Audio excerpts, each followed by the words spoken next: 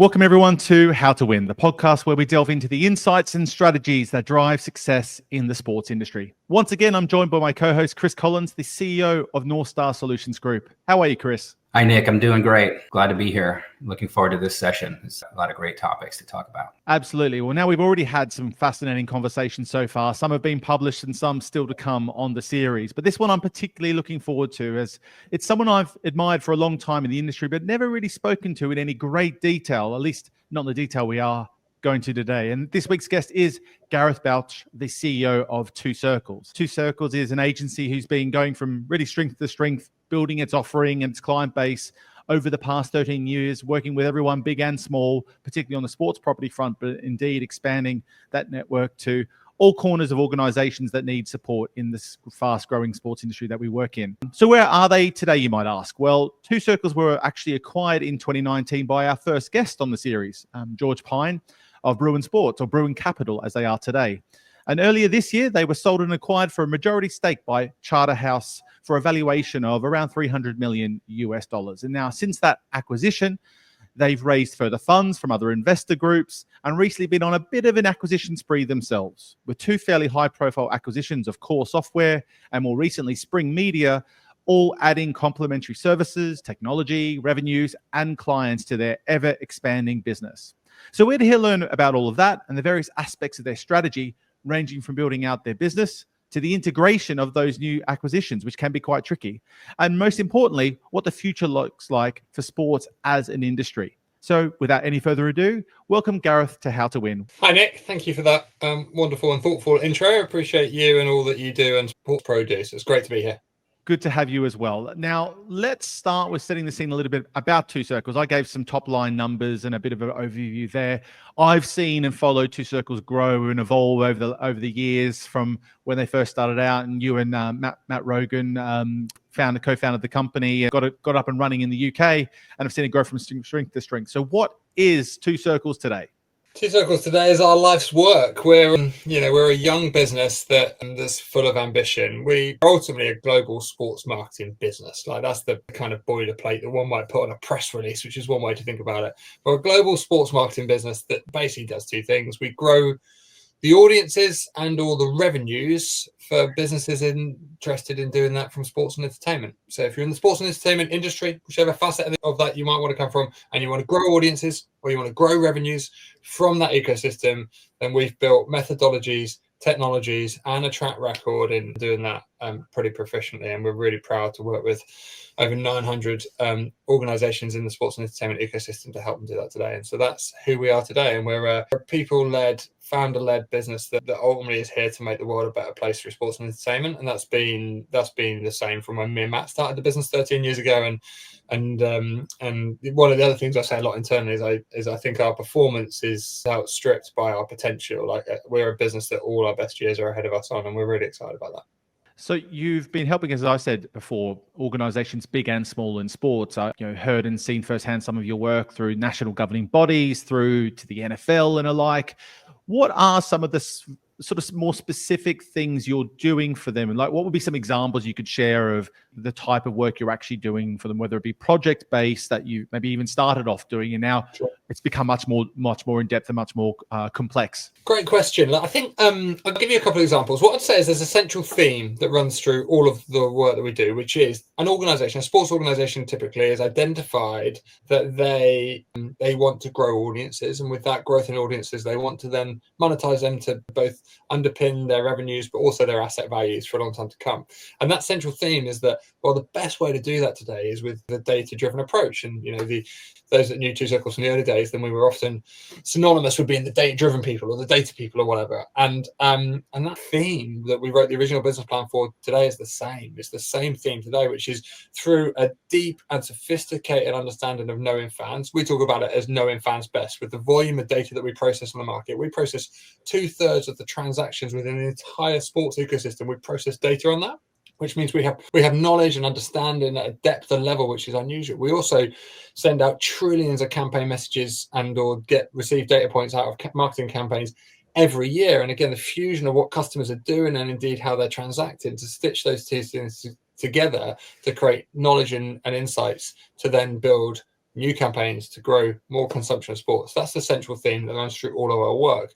That enables us to sell more tickets or hospitality or premium experience to sports events, or indeed to represent sponsorship rights in the market for a whole host of premium IP holders, or indeed to represent media rights in the market, are all things that we do, and the same for merchandising and licensing and so on, because data is the differentiator that enables you to know your fans best and therefore drive greater value from any or all of those revenue lines. But maybe to answer your question specifically, I don't know, I could pick any number of relationships. We're really proud. 92% of the clients that have ever retained us for 6 months or more continue to retain us today. And that is like an unbelievably proud data point that we hold in our business. We're very data driven in how we think about our business, but we're also very loyal and very focused on building partnerships with organizations that have a long-term commitment to growing their audiences. So I've got lots of examples of where we've gone in here and gone there. So I don't know, I could go in a number of places, but let's do World Rugby as one that's on mine, because I was chatting to them this morning following their new presidential elections that happened yesterday, and the boards that happened yesterday, which is a good step forward as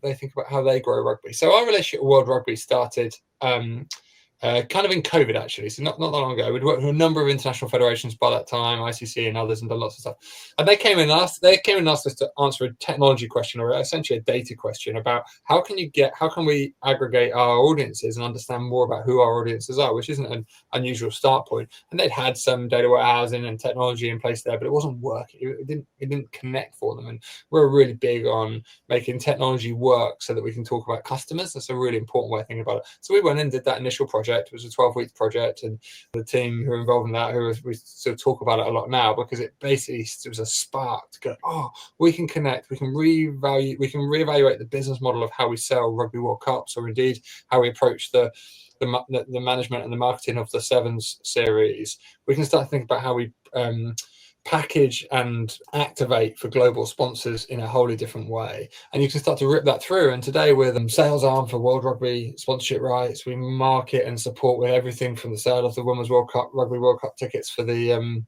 tournament that happened next year in England, and we're supporting all of that and growing audiences and fundamentally growing the number of avid fans of rugby in the world, which that number hadn't really moved for 20 years before the start of this decade. And that number is fundamental. To move that number is the fundamental way that you create sustainability in the future of the sport, commercial sustainability. And so we're absolutely focused on how we can do that and how we can drive the sport forward. And that all was born out of that a desire to understand audiences better, and then you go from there. Sorry, that was a very long answer. No, it's great, actually, and there's plenty to lean into off the back of that. I think one of the things you obviously talked about is understanding fans, understanding your audience, understanding customers and clients. Talk us through that definition of fandom. Is actually fairly new to the industry to really document what the different persona types and levels of fandom are. Is that something that you worked on at the beginning, or has it been just constantly evolving as we've seen consumerism also evolve in the way sports is consumed? Is it something, and also that you can transfer sports property to sports property, or is it quite unique? Philosophically, we've been at it since we started. It was the foundational idea where we started the business. Like I finished my career as a professional athlete, I was in and around the business as well. I was astounded by the lack of conversation there was about fans, and historically, my sense of what I observed then and what I've seen now is that the industry had essentially outsourced fans and adopted a B2B business model where they used third parties to broker relationships with those fans, and they're essentially a broker in licensing business. That didn't seem right to me in this internet age we were going to come into, in this experiential age we now live in, and the connectivity of direct relationships between fans and the things they care about felt really important. And also it felt like there was going to be a lot more fans coming, and there was an opportunity to serve them and to participate in that value higher up the food chain. Struck us as really sensible. And so many industries, not just sports, have been disintermediated in terms of the middlemen that participate in that, and our job was to help to disintermediate those middlemen, and indeed to deliver value and relationships directly to sports organizations. So that's like philosophically been there all the way through. The way we think about it is, ultimately, there's one of the things the internet promised, of which we're still waiting for the full promise to deliver, is personalization, right? This sense of personalization, it's not very fancy anymore to talk about it, but the job ain't done yet. People have been talking about personalization forever, and all this opportunity to do these things. And there's lots of technology that enables you to deliver the old right time, right message, right place. But the operational delivery of that is actually more valuable when you get it right than anyone ever promised it's going to be, but just much harder than anyone ever said it was going to be. And that's our life's work. And when you do that, and then you have a deep understanding of the economic models of sport, about how to start to place brands into interactions and transactions in places that fans are most passionate, the results are unbelievable. Like, we totally rewire the way that a brand will activate its sports sponsorship once you have an opportunity to do that. And indeed, that's sports and entertainment sponsorships. When you start to think about, oh, okay, I've got these media rights, but actually live long form is, we all know, that's been fragmented and pulled into different areas. And actually I've got loads of attention that's being leaked into the ecosystem. How can I personalize my experience and participate in the economics around that is things I've done. So some examples there of the way that we think about that. And ultimately we therefore think about audiences that we can convert to fans and then know those fans best. And through that knowing fans best, there's an opportunity to participate in the economics that sit around that. And with the basis of that, you basically get the third age of sports monetization. You know, the first age of sports monetization was color TV, second age was cable, and the third age is streaming. And with that, the potential that comes from having an unbelievable amount of data if you know what to do with it. And that's probably a good time to bring you in, Chris, here. Now, Gareth talked a lot about the value of data and how much they lean into the use of data. That's something that you've helped us a lot with over the last few years as well. Just talk me through how you use all those data points to come up with, to deliver on the right sort of strategy, particularly from a commercial sense. You've worked across a whole host of industries. How do you know which ones to use, and then how do you bring that to life when you're trying to help someone deliver on a strategy? I couldn't agree more. I mean, data for us it's really the lifeblood of good strategy execution. It helps inform decisions. It helps kind of guide action, measure performance. So being data driven is essential. And exactly how Gareth described it. I think another key point that he brought up was the consumerism piece. And as we're switching, you see it across industries. Work kind of take it out of sports and look at how it's happening across different industries. Healthcare is another great industry where you can look at how they're really needing to take a consumerism type of model in terms of how they interact with their patient base, how they gain new patients, how they compete with other organizations within their geographies. And it can be challenging because you're shifting a whole model where it used to be you're kind of expecting your fans or your patients or whatever to come to you. It's organized around a hospital or it's organized around a stadium. When you then have to shift and look at how are you meeting them where they want to be met in ways that they want to be engaged with. So without data, you're really kind of shooting blindly, so to speak. And so we took on the 50 most marketable athlete list. I mean, that kind of the first step that we took to look at, well, what are those drivers of marketability now? Not historically, but now. And how can we construct a model that's going to give us kind of that assessment of what those new drivers are and where is the data? Again, as Gareth mentioned, there's a ton of data out there. You can get data on anything you want, but you have to know what you want to try to measure or to determine. And that's an activity in and of itself. And then you can figure out how you collect data, how you analyze data, what that insight means, and then where it's going, right? So as you're having that shift again to consumerism, to personalization, you really need to then understand what those different personas are, how you interact with them, and look at maybe some non-traditional things, not what happened in the past, but maybe what's coming up in the future. How are you measuring new cultural trends that are going to drive what that fan experience or those fan needs are in the future, opposed to what they may have been in the past or even what they are now? So you're operating across a spectrum of past, present, and kind of where you want to go without a structure of what you want to know and being able to assimilate the data into that model. Again, you're just kind of winging it in my mind and kind of hoping for the best, which is we don't recommend from a strategy execution point. Hope, is not what you want to be doing. You want to have a more defined strategy around that. Definitely. I mean, obviously, we have a lot more data points than ever to make sure we don't have to just cross our fingers and hope for the best. The vast amounts of data, you can get lost. There's a lot of noise. You can draw wrong conclusions. So without an ability to kind of,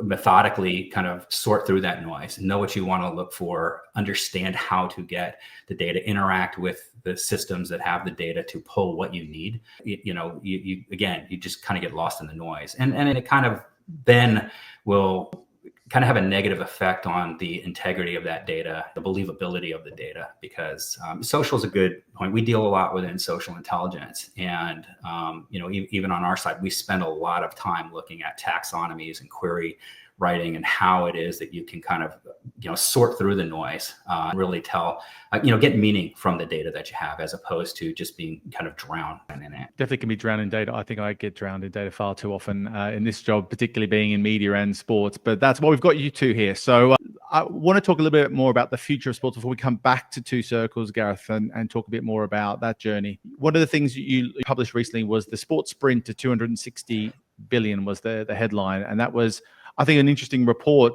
And it certainly pricked up a lot of attention because of the scale that you've presented in the numbers of where the growth can come when people across the industry are a little bit concerned about the commercial opportunities that exist around media rights in particular. Some things we've seen across sponsorship as in the traditional form in some areas. What gives you such confidence that the industry is going to continue to grow, and how are you helping them steer it? Great question. Well, predicting the future is something you need really good data for, and that's what we're trying to do. You always recognize that there's a level of assumption in what goes into that. However, all the macro prevailing data points that have been previously the best lead indicators of future performance suggest that the sports industry is going to go through a rip-roaring period of growth.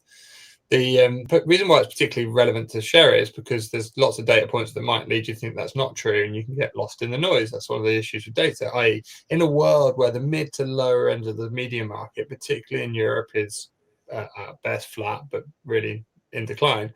From a rights value perspective, people can get very lost on that being the bellwether of the entire industry. And I don't think that's true. I think the fundamental drivers of I don't think that's true of the whole market. I think the fundamental drivers of value in the sports industry are consumption. And then the second biggest thing is the ability to commercialize that consumption. And I think those two things are trending brilliantly. There are more sports fans in the world today than there's ever been. Each of those sports fans, on average, consumes more sports than they ever used to. These are good things for consumption. And the ability to monetize those are more plentiful than they used to be. And that consumer is more valuable in the wider world and indeed has more money than they used to have.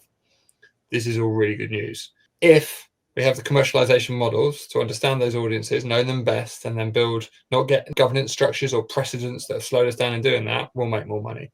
And lots of people will do that really well. Sadly, more people won't, and they'll suffer. And that will make the illusion that the sports industry is in decline.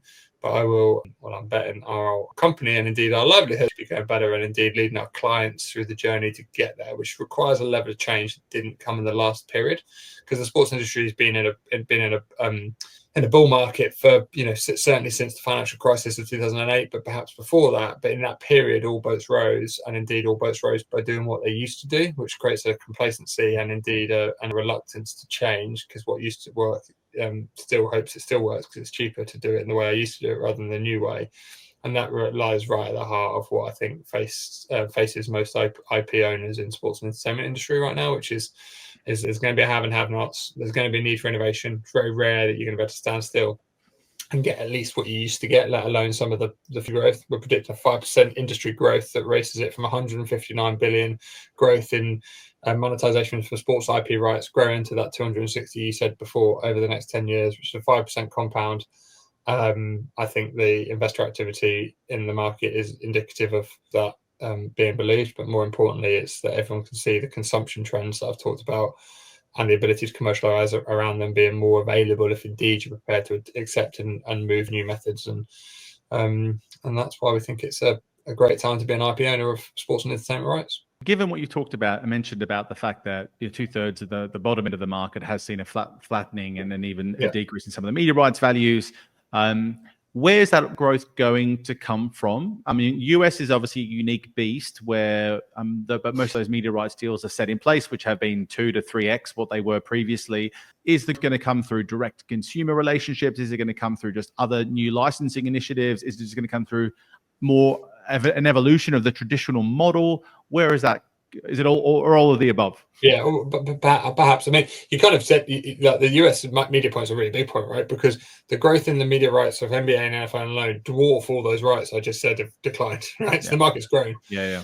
That's starting into the story. Like in pure maths, The market's more than grown through that. It's actually way ahead of the 5% I've just mentioned, just on those maths alone. And that's why proportionality is really important when you understand data. And not sadly, but happening in essentially every other category of the world right now as well. The bigger getting big, pretty much true in every consumer category right now, is absolutely happening in sports. And I think there's a lot of awareness and understanding of that. But that's the end of the story. The middle will innovate and grow as well, but that's the innovation that we need to fuel to make it go faster. And so if I'm in the middle and I'm not the NFL, what am I going to do to grow faster? And the answer is to innovate. NFL are actually going to innovate better than anybody probably over this period as well, which is why the big will keep getting bigger. I'll argue because they've got more resources to be more analytical and process more data and have a better sense of what's going next, because the world has never been more predictable. It's a weird thing to say, but it's true, because that's what data gives you if you know how to read it well. How to read it well is a really important thing to labor on, but the innovative middle have the ability to find the playbooks. So I think the playbooks are increasingly relevant. And it's not that the world's going direct to consumer. It's like, it's long thought that was the case, and it's a real subtle difference. Direct to consumer is the driver of asset value. It's not the driver of monetization entirely. Partially, but not entirely, the future of it. And that nuance throws people off. But the majority of the sports industry monetization happens in a B2B way. I sell my rights, so I sell the access to my audiences to other people, be that predominantly broadcasters or brands. That will still continue to be a really big revenue stream. However, the purchase of that, or that value to sell the access of that IP and those audiences to brands or broadcasters, will be predominantly driven by direct to consumer value, i.e. the scale and the intimacy of relationships and the advocacy of relationships that I have with those audiences is completely critical to asset value growth. So direct to consumer is a fuel of asset growth, not always of monetization growth, although that is going up too, and lots of nuance in there. But that's a bit of a snippet of where the growth is going to come from. The growth is going to come from a bunch of other stuff as well. Diversification of sports experiences is a big thing that we believe in. The industry's largely fueled its growth prior to, the internet era or the streaming era, and now broadly fueled its growth by delivering the same type of experience to everyone. Like people say, we have too much tennis, we have too much cricket. We don't. We just have too much of the same tennis. We deliver one type of tennis product, and our governance structures have dissuaded innovation in those areas. And actually, what the demand side wants is very different from what the supply side gives. And we see an enormous opportunity in the diversification of sports experiences, and the movie will play itself out about how much that happens within versus outside of the system as we know it today, in terms of the governance models that sports has. And there'll be a lot of chatter about that, because it's really good for the trade press like you to talk about the governance structures that happen there. But actually, the big story is that the demand side is bigger than the supply side. So how we get there in terms of how we organize ourselves is interesting. But actually, we just need to stay really focused on the demand side and being clear about what fans want, knowing fans best, knowing what they want, delivering it to them in ways that we haven't been able to do before will unlock a lot of that growth. So the bigger get bigger, the middle will innovate and the small will innovate, and there'll be some shooting stars that will come. And the IPL and UFC have been the two best startups this century of sports IP owners. They come from nowhere to be in the top 20 rights holders by value in the last 20 years in terms of the level of money they generate from their IP right now. And there's several more shooting stars coming, because people will just get this demand side right and go right through. Chris, I can see you nodding away with a lot that Gareth's saying there. What jumps out he's talked about and run through? Well, I mean, I think, again, it's right on. From the demand side, and the shortage on the supply side, and talking about and what you use data for. Again, kind of relating it back to what we do with athlete marketability.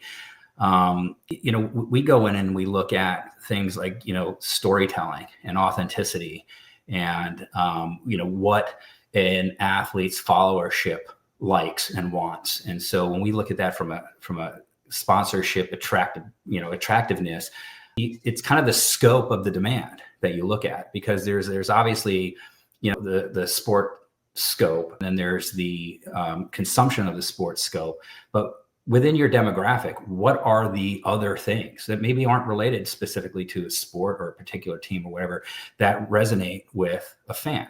And then how do you kind of align yourself with that? And I think that that's where that innovation can come from, because you can then take it from what we've been talking about, maybe legacy models or traditional models of how you're engaging, and you can innovate.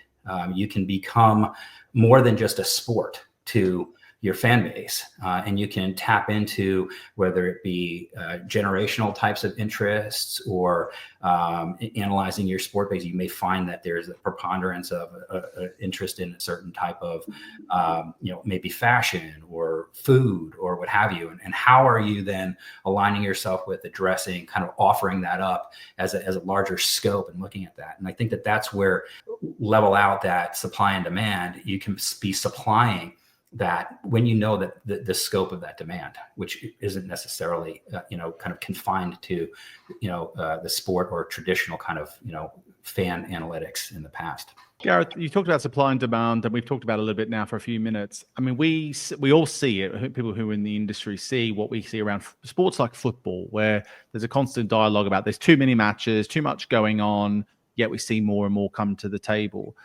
How you talked about the supply and demand marrying bit. If you were working with, let's say, the entire football industry is one big client. I know you're working with a few of them already, but as a whole, how would you prove to them that this is not the approach? If you would agree with that, or you might not. But how do you validate or disprove that sort of thing? Yeah, we're very proud of our relationships with a number of people in world football and European football. It's not an easy conversation to have, would be the first thing to say. And I bet. It's a really big business, is obviously the case. And lawyers are going to run that business for a little bit more than data scientists are, or indeed sports marketeers.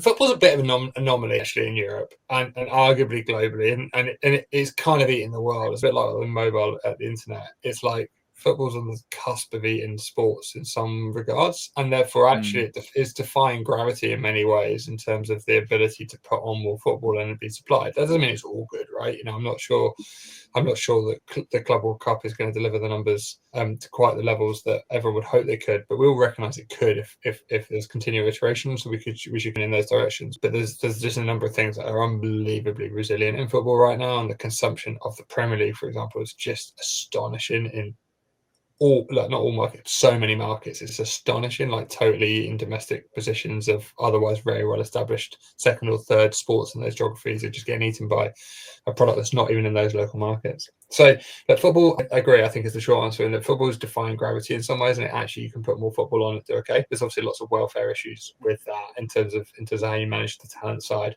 and there's a lot of complexity about how you manage calendars and competitions particularly when they're owned and organised by the number of range of stakeholders that they are. But football's incredibly resilient, and all the data would suggest that it's going to continue to go great guns. And clearly, aside from the various competitions within the men's format, the growth of the women's format is amazing.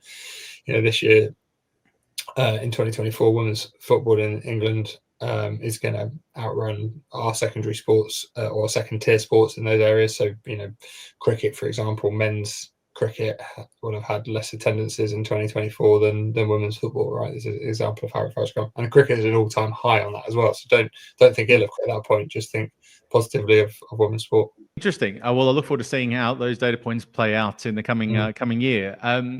Going back to Two Circles' journey, we followed the journey for those that have worked in the industry, have followed your journey. We've seen the iterations of the Bruin relationship, and now the next phase is kicking off January this year. Joined up with Charterhouse and have since made moves in the market. Talk about the approach. Talk about why you are doing what you're doing in the way you're doing it, basically, because I think there's some obvious signs that I would point to. It'd be good to hear what the longer term approach there is. There's a little bit of science. There's a lot of passion. It's been a ride of a lifetime. Like I speak on behalf of many people, right? This isn't about me. I'm just one person. 24 founders in our business today who are leading the business, who have helped found part of the business that is Two Circles. So we're a eclectic group of people who've come together with a shared dream, and our dream is to build the best sports marketing business that we could possibly dream of. And that isn't about a bigger business. We've got no interest in becoming a bigger business, but we are really motivated about becoming the best business we could be in this age of sports marketing, which is changing considerably. The idea that there's more humans consuming sports more often, and you build a more viable and sustainable ecosystem or commercialization of sports through that really gets us going. We're really into that, and we think it's the science that you need to apply to that is amazing, and the passion that we have for the idea that we could build generational business that changes an industry we care dearly about, that's, all of our life's work's in, we're like, well, that's pretty cool. The 21-year-old version of me would be like, wow, I'd love to do that. This is our life's work. It's a complete passion project, and we haven't even got going yet, we don't think. So talk about some of the acquisitions you've made. Made some in the earlier stages with Bruin, which sort of kicked you into gear. Yeah. With well, of course, TRM and trying to remember Livewire. No, Livewire. You got it. I was yes. going to Cool. let your I didn't have go on there. It's going to be bingo, bingo, bingo. Yeah, we did 5 and they were the first 2. And you continue with that approach, being clear from the outside in. You've been adding complementary layers to the organization. Just talk us through a bit more of that, like what's perhaps how you got there to make the decisions on those acquisitions, the last couple. Yeah, like the quick plot of history is we were entirely organic growth for the first 7 years of the business. Bruin invested in the business in 2020. That was our 7th year, and then we did 5 acquisitions under Bruin's ownership of the business, and then we've now done 3 under the Child House period that we've investment cycle that we've been in now. The way I started the last answer is actually similar to this one a little bit, in that there's a bit of science and a bit of passion. The science is like, okay, so how do we be the best business we can be? And the way to think about that is, how could we make our clients' businesses grow even faster? Like, it's really challenging to be game of growing audiences and growing revenues in sports and entertainment. That's a really dynamic world. It's changing a lot. There's more tools and techniques than ever available, but there's also a lot of noise because what worked yesterday doesn't necessarily work today. And so our job is to kind of stick the bits together that makes it really effective for our clients to do that. So you think about TRM, our first acquisition we ever made. It was the 4-year anniversary just a couple of weeks ago. We had a glass of champagne in the office and celebrated it because it means a lot to all of us. It changed our business. But what that did, we were advising, as what was 2 Circles prior to TRM, we were advising a lot of sports organisations around sports sponsorship and asset classes and valuation and go to market and doing that well. But we'd never sold a single sponsorship asset, it's truth be told. And TRM made its business entirely out of the selling of premium sponsorship assets with incredible track record. They're the best in the business at what they did as it was at the time. And the combination of those 2 things to basically put sophistication into the sales process around the data-driven aspect of it, where we sell on emotions with data, is like absolutely runs to the heart of how you're able to convince the modern day CMO around a rational investment or an intangible investment, around why this will change their position in the market. And that's something we have proven out and seen work time and time again. And so each of our acquisitions come back to this ability to be able to make our clients' businesses grow faster by combining skill sets to make it easier for them in their day jobs, make their transitions, make their governance models, make their challenges easy to achieve, and indeed with bigger goals. And so that runs the data bit of it. The science bit of it is, so we figure out the bits, the capabilities that we think would enable us to be a better business, and then we go and find the people who share our passion for the business that we're trying to create. We're a very people-centric business. In fact, we're a people-centric business, not a client-centric business. It's a really clean choice we make as a business. We're a people-first business so that we can be client-centric. Philosophically, that's really important because you have to be clear about how that works. So when we think about acquisitions, once we get into a conversation with a potential company that we might join forces with, then the conversation is all about people and all about how we can come together. Interesting. So the 2 recent ones, talk about Core more, because I have followed Core loosely, but not really. I was not really aware of the scale of the organization until basically I saw the announcement come through of your acquisition, whatever you want to call it. Just talk us through what made a good fit for the business. We can call it a marriage. How about a marriage? Should we call it a marriage? No, let's go with that. It's personal, though. It's personal. I first came across Core. I first came across them in 2017. Maybe slightly before that. Russell Scrivetti was there at the time as well, but Adam was there. Mark was there. I met Mark in Farringdon many years ago. We've been collaborators and friends for a really long time. Core's an amazing platform. Core's the intelligence platform for the industry. It essentially forms the operating system of which you grow commercial businesses off for some time, and it's harnessed an incredible amount of IP within its technology about how you operate a sports business. So be that how you operate a partnership business and how you're managing or measuring and gathering intelligence from consumption and delivering that in value to brands, and indeed how brands are getting benefit from that, or indeed how you're aggregating your fan data and making that accessible and available to the business to be intelligent and acted on, so you can know and act on your fans. These things are absolutely set up of the business. And it also just manages a large amount of revenue in terms of your ability to analyze and manipulate revenue, all with a first party data relationship around it. And what I've said there is basically, and core leaders in doing that in America. 28 of the NFL teams work with use the core platform, and 28 NBA teams use the core intelligence platform. Essentially, what I've described there is a business that has been solving a lot of very similar problems in America to the problems that we've been solving in Europe for the last 13 years.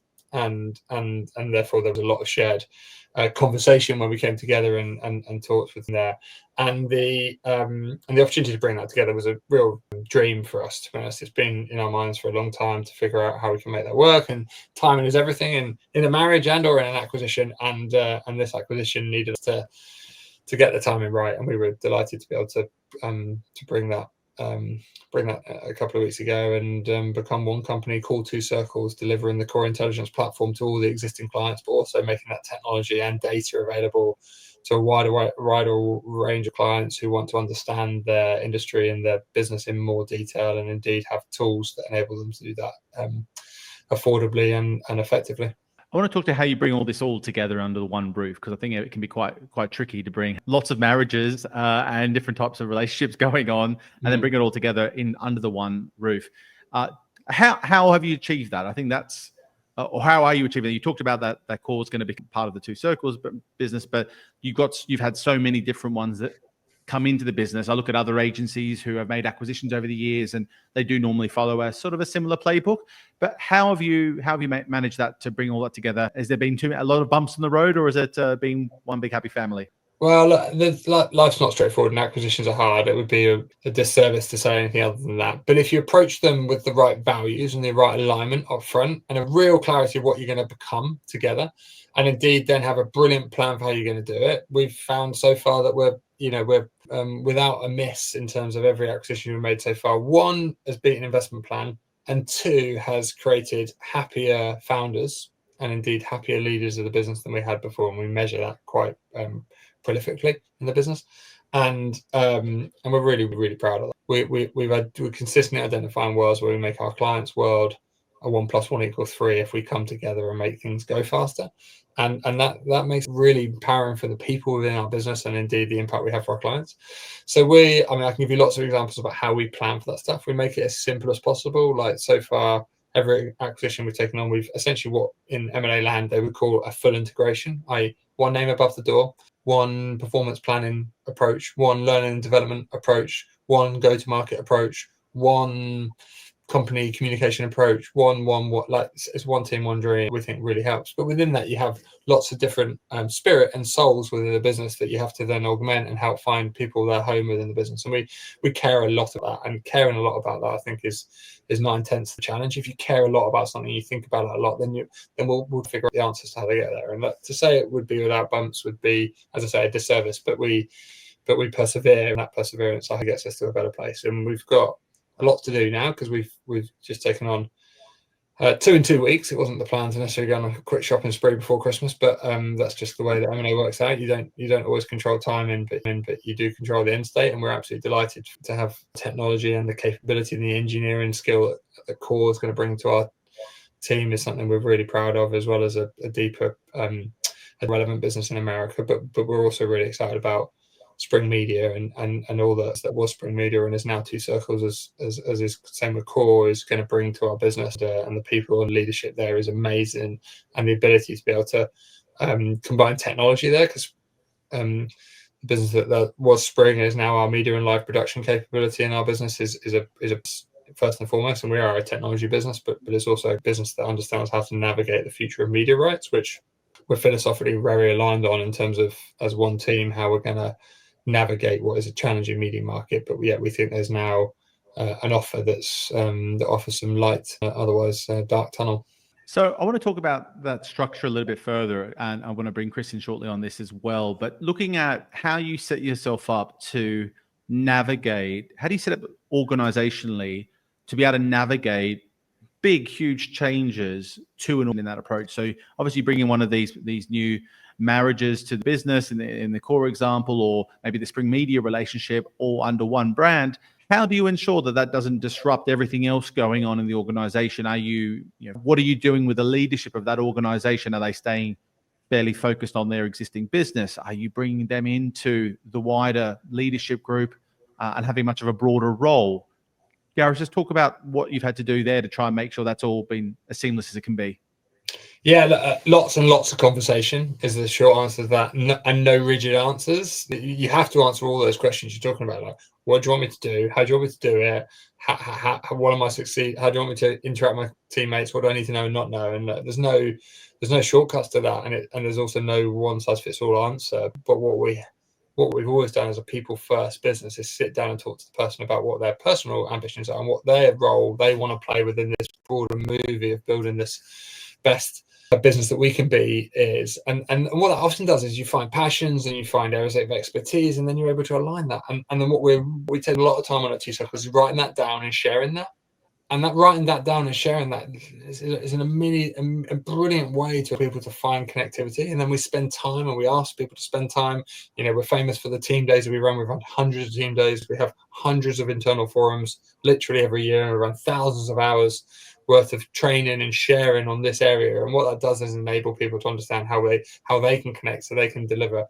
T-Circles can deliver bigger and better impact for our clients. And I hope that's a really effective team. So really proud of how much faster the new T-Circlers who've come into our business for our acquisitions, how their careers have been transformed because of those journeys we've created. But it's equally the T-Circles that have joined not via acquisitions have equally been able to learn and grow faster from that and ultimately create a better business. So yeah, it's something that's top of our world, how we think about things, and I think that helps us. I think that helps us be better.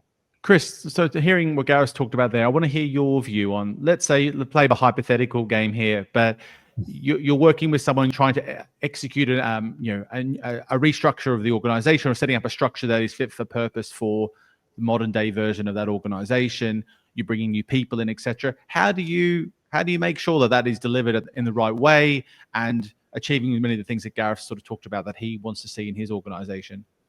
Yeah. Well, I mean, and Gareth brought up a lot of great points, and they're obviously doing it really well. So, I think it really comes down to, when we talk about fit for purpose, really understanding what that purpose is, right? And having that be understood. What does the end state need to look like? And in order to achieve that end state, what are the parts that you need, right? And understanding how they fit together, because there are a number of different models, and there's no one model fits all. So the model that you decide on needs to help you achieve that purpose. And so keeping that focus, you can then break it down to say, well, this is what we need. And then structure how you go and look at an acquisition to how it meets what you need. What are those critical success factors? How does a new acquisition align to those critical success factors? How hard or how easy it is going to be to then integrate them according to the integration model that you want, right? Because again, you can have an integration model where the new company becomes something new to everybody. It's a composite of the acquisitions, or there's an established culture, there's an established purpose, and you're bringing in a new acquisition, which then you expect is going to somehow kind of conform to or morph to that. And we're talking across process, across people, across technology. So once you really understand what you want that end state, let's say, puzzle to look like, and now you've determined what pieces you need, you can come up with a plan to include, organizational change is always an aspect of this. So what are those risks? What are those potential barriers that we reach in terms of achieving our goals? And then you focus on those, and that's what your planning, becomes. And then even as Gareth mentioned, it's just constant communication, constant culture building. It's looking at seamless integration, or the integration that you want from your people, your technology, your processes, and making sure that one of the kind of techniques that we use is, I kind of come from a military background, and wargaming is a very big aspect of military. But really going through, and I think it's underused in the business world, is that kind of wargaming through your plan, being able to go through and say, this is what we think. Well, let's walk through that. At each step of the way, is it logically aligning to what we think is going to happen or what we need to happen? If so, great. Okay, we're probably on the right track. If not, well, then you can handle that up front. You can put contingency plans. You can replan it, have other types of avenues that you pursue. But a lot of times, like I said, you can go through it and very quickly go, oh wait, the plan sounds good on paper, but if you just walk through it, it falls apart here. And so keeping that focus on the purpose and aligning each step to how is it helping us achieve that purpose, and then making sure everybody understands their part of that. It's not an easy thing, but it helps achieve success at a greater probability, taking that type of approach than thinking that there's one playbook that fits all when it comes to merger, acquisition, change, things like that. So, and again, what Gareth has been a very conscientious approach at Two Circles, and I think we're all seeing the success of that. Something you mentioned there, Chris, is about looking through the strategy and working out where those pain points come up along the journey. Gareth, I want to ask you about the balance between strategy and execution. What's your sort of take or view or philosophy on that? Is it more important to have the strategy nailed, or is it more important to really execute? It's all about executing ultimately. I mean, clearly strategy matters, but I'm a big believer that spirit, which is the language we use in Two Circles, eats strategy for breakfast, and therefore execution is everything, and people make execution great, and therefore spirit is everything. So yeah, great strategy is rubbish and useless without great execution, and so we're big believers in being great executors. We do strategize a lot as well, and we like a strategy session. We're all strategically minded. I think perhaps maybe something you would say about us if you looked in from the outside. We have a very clear North Star. We're very clear on our vision and what our purpose and why we exist in the world and what we do and how we do it to get there, and what would we do it well. We're very clear on all those things, but that all goes out the window once you leave the team day and you go and execute, and that's all about spirit, and the spirit in which you do that matters deeply in our business, and we reward and celebrate great spirit. With that, the world goes around. Chris, same question for you, really. Well, we've had other discussions about it, Nick. I have a blog article out about strategy and execution being kind of two sides to different coins, and how you kind of need to really put an equal amount of emphasis on it. But at the end of the day, I built a company all around strategy execution because, as Gareth mentioned, there's no shortage of strategy out there in the marketplace. Where I found this, where I have a passion, where I found a gap, and where I have a passion around is actually having what you want to have happen. Being strategy minded is a great way to put it. It's not that you don't have a strategy. It's just the matter of being to actually affect your surroundings, affect your world, and be able to have what you want to have happen. You've got to be able to execute. That's where I've, for 20 years put my focus, probably even before I started NorthStar, was all, execution minded. So I'm a big proponent of good strategy execution. Good stuff. Well, final question for you, Gareth, so we can wrap up on this. But really, obviously, with these latest moves that you've achieved and the growth that you've been having, all both organically as well, just really, how much more growth do you have in you? A lot. That's the short answer. I'm a big believer in humans' ability to grow, and if you create the right environments for humans to grow, then you can go a long way. And if you do that in a great team, then you go a long way. And if we wrap all that together and we call that a company, and the people in it are Two Circles, and the company's called Two Circles, the people in it are Two Circlers, and the company's called Two Circles, then I think that's got the ability to compound for a really long time to come. But that's wonderful. We just want to be better at what we do. We want to deliver better impact for our clients, and we're really restless and relentless in order to want to do that. So that will take us wherever it takes us as a company.